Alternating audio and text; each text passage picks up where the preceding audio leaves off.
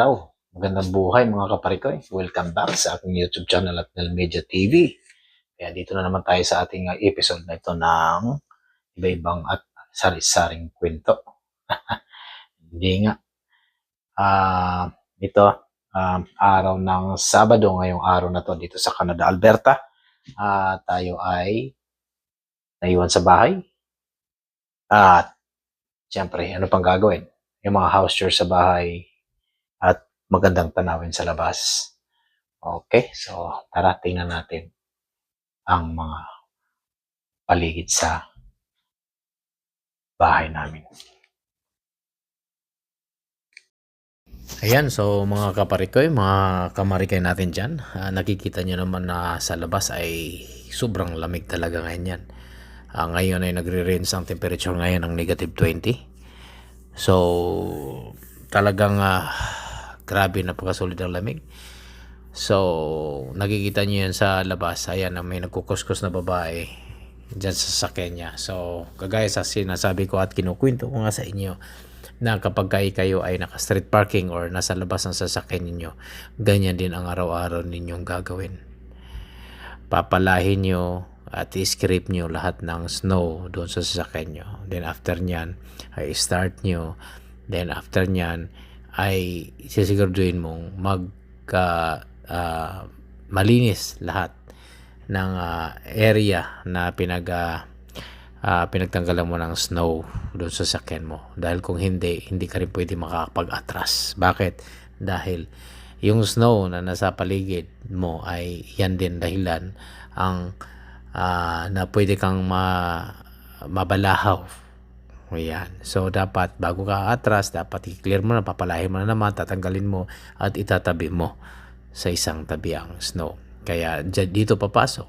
Sabi ko nga sa inyo na napakahirap na winter, lalo na sa ganyang ayos. At pasalamat na rin ako dahil lang kami o ako, sasakyan ko ay nasa underground parking.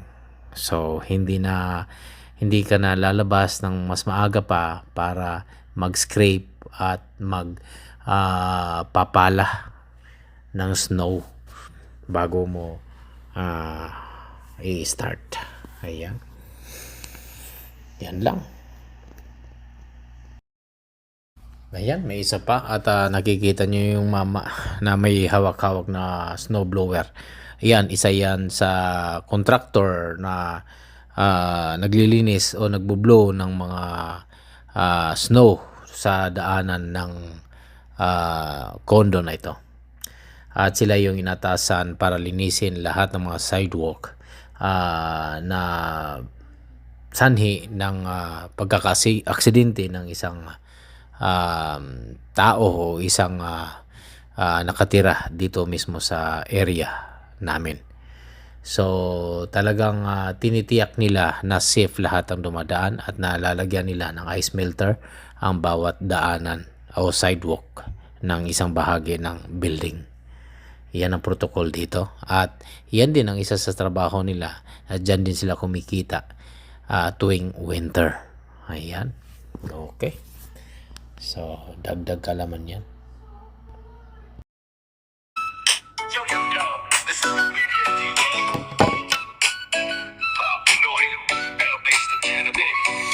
Sharing life, everyday vibes, Canada stories with the Noy pride. Experience thoughts that araw-araw na seems. Halo content, you know what I mean. No Media TV, let's go. Life in Canada, I'll let you know. Subscribe, like, share, sa journey. Real life stories dito sa Nel Media TV. From winter snow to summer shine, Pinoy in Canada, this life is mine. Kwento ng buhay, simple or deep. Join the adventure, memories we'll keep. Now Media TV, always real, always free. Pinoy heart in Canada, come and see. Now Media TV, let's go. Life in Canada, I'll let you know. Subscribe, like, share, sa journey. Real life stories dito sa Nel Media TV.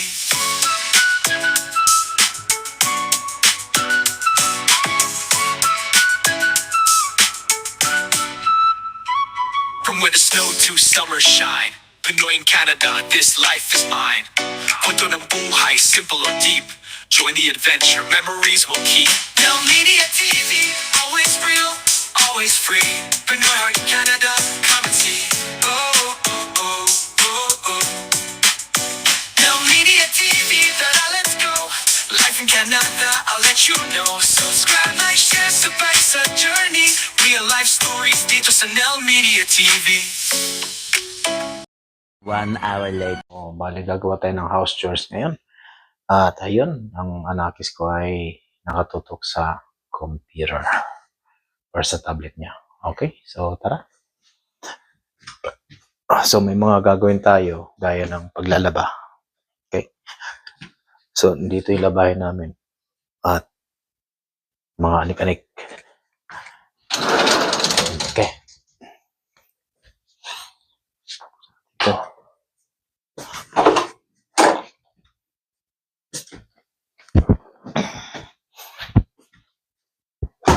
So, laba. After nyan ay pupunta kami sa lunch pad dahil may ang bata ngayon. So, tingnan natin ang ating labahin ngayong araw na to. So, medyo marami-rami yun. Salang na natin. Then, walis-walis ng konti.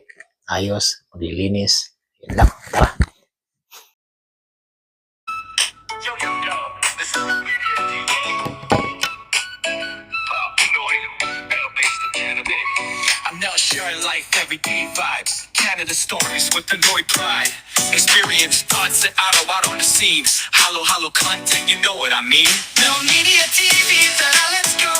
Life in Canada, I'll let you know. Subscribe, like, share, sabay sa journey. Real life stories dito sa Nel Media TV. From winter snow to summer shine, Pinoy in Canada, this So, life yan. is mine. Isusip lang Kwento natin. ng buhay, simple or deep. Join the adventure, memories will keep. Now Media TV, always real, always free. Pinoy Heart in Canada, come and see. So, isisit lang natin siya ng 1 hour. Now Media Then, TV, let's that's it. go. Life in Canada, I'll let you know. Subscribe, like, share, sabay So, sa ayan. journey. Yang, Real life stories ito yung dito sa lilinisan Nel natin. Media Yung TV. hearing na to. Ayan. Kasi ang bata ay mga laro yan. Ano-ano kung mga ginagawa. From winter snow to summer shine, Pinoy in Canada, this life is mine. Kwento ng buhay, simple or deep. Join the adventure, memories will keep. Now Media TV, always real, always free. Pinoy Heart in Canada, come and see. Oh, oh, oh, oh, oh. Now Media TV, let's go. Life in Canada, I'll let you know. Subscribe, like, share, sabay sa journey. Ayan. Real life Yung mga stories bata dito sa dito Nel ay Media TV. sagana sa pagkain.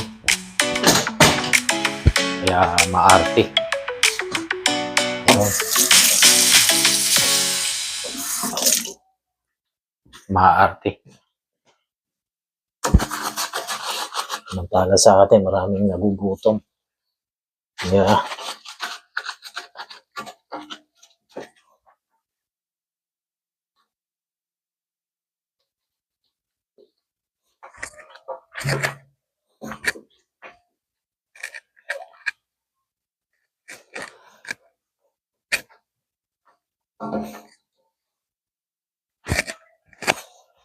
Okay. Ayan. So, linis na lang.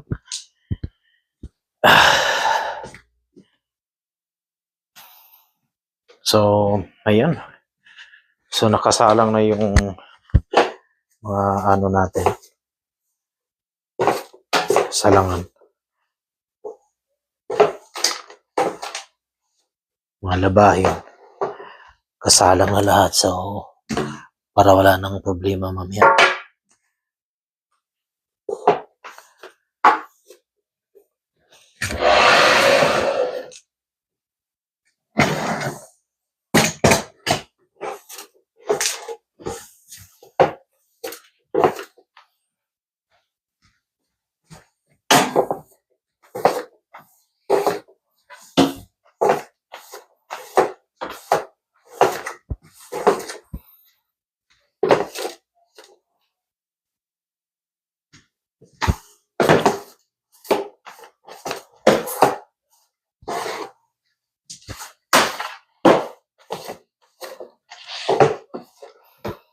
So, yun lang. So, ibabalik lang natin itong mga anik-anik niya. Kasi hahanapin yan mamaya. Alam mo yun? So, alam mo naman yan. Ayan. Okay. Okay. So, okay. So, yun lang.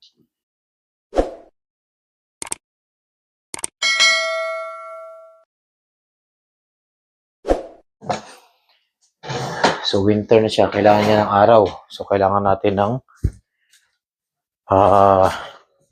tawag nito. Yung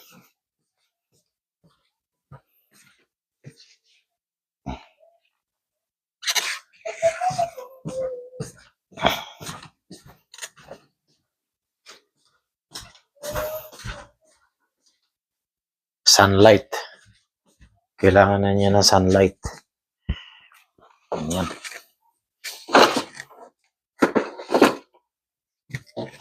Kailangan niya ng sunlight. Sunlight.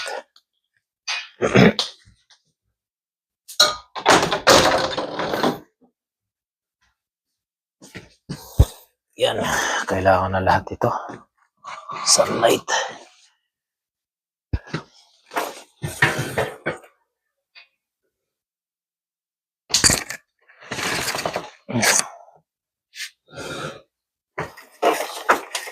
Okay.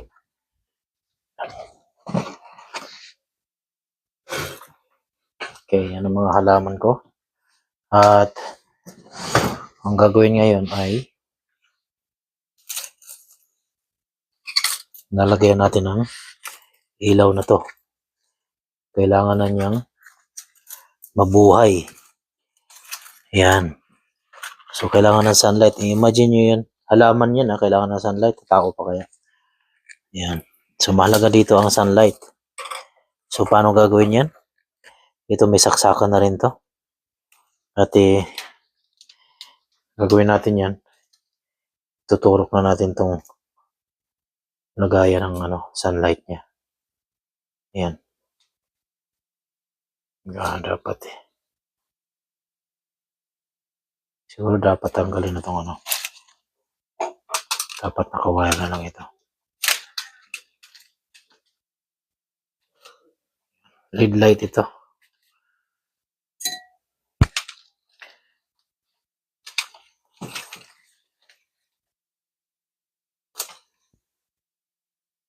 Yan.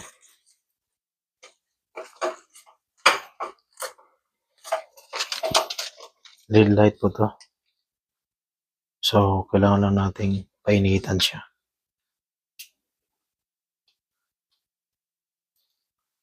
Yan. Yan. So, kailangan natin nasaksakan. Okay? So, paano mangyari yan?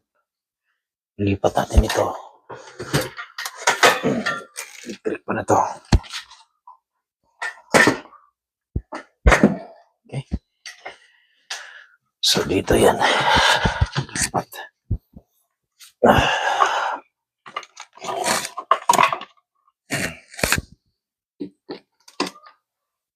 Okay.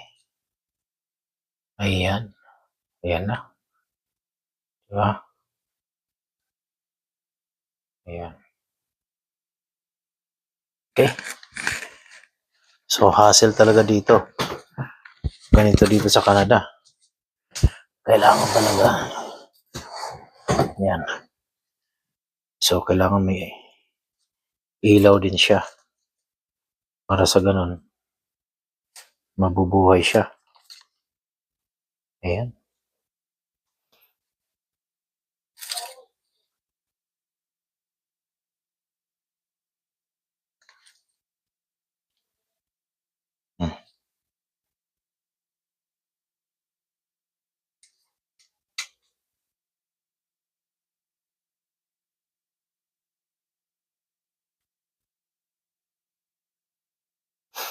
Ayan. So, may ilaw na siya.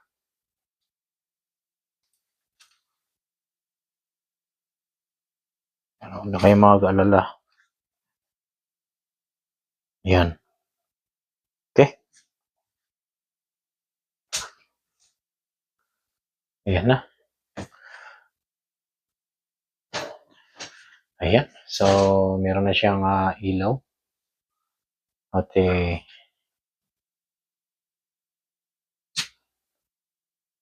matuloy-tuloy ng buhay niyan. Okay? Ayos. Ayan. Muli nating silipin ang labas ng ating bintana. At nakikita nyo naman, dito sa bahagi ng kaliwang bahagi ng building namin, ay yung pababa papunta doon sa ano bang tawag nito? Underground parking.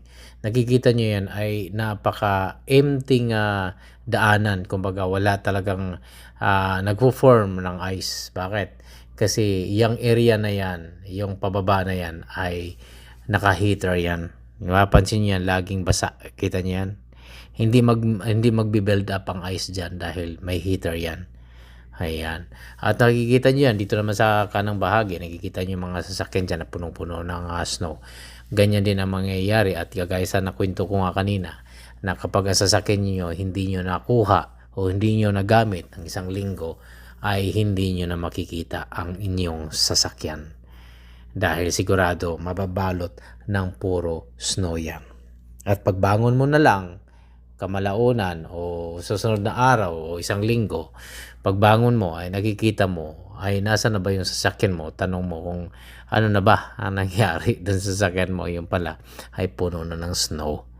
At nakikita mo binalot na ng snow, babakbakin mo na ngayon, kulang na lang ay mamasuhin mo para matanggal mo lahat ng snow na yan. Ayan. So, ganun kahirap kapag kayo walang nag-aalaga o walang nag-scrape sa sasakyan ninyo. Kaya dapat, kailangan nyong laging i-start ang inyong sasakyan within 2 or 1 or 2 days. Kung nag-off kayo ng 2 days, dapat na-start siya bago mag 2 days. Then, i-start mo siya ng 10 minutes or 5 to 10 minutes dapat. Para sa ganun, kakarga siya ng power o energy doon sa battery at manumbalik ulit ang lakas ng battery. Dahil kung gagawin ninyo na pag-start ay andar, ay ikakamatay ng inyong makina. Ayan. Yan ay payong ano lang kaibigan.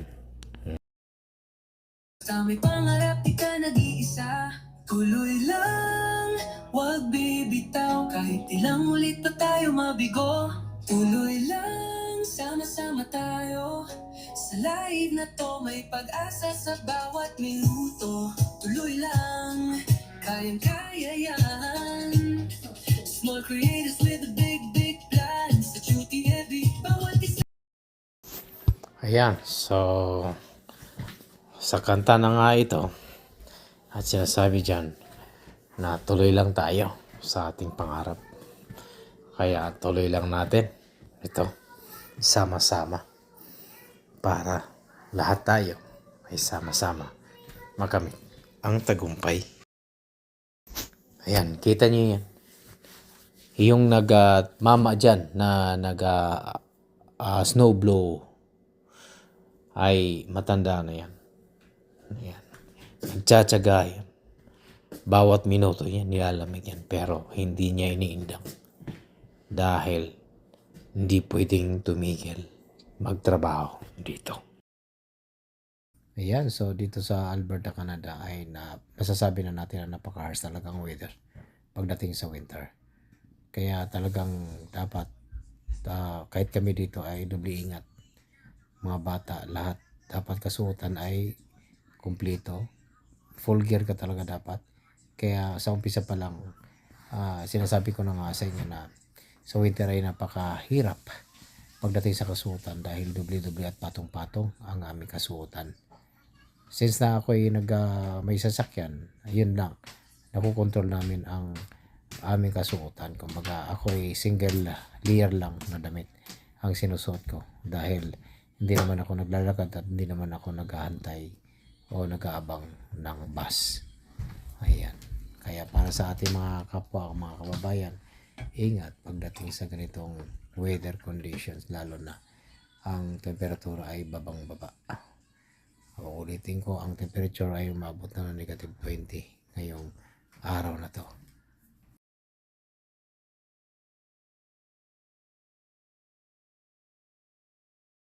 So maraming salamat ulit sa inyong pagsubaybay sa aking mga kwentong buhay Canada. Kaya sa mga bago sa channel ko, huwag niyong kalimutang mag-share, likes, subscribe, and hit notification bell para lagi kayong updated sa mga videos ko. Kaya dito lang sa Buhay Canada!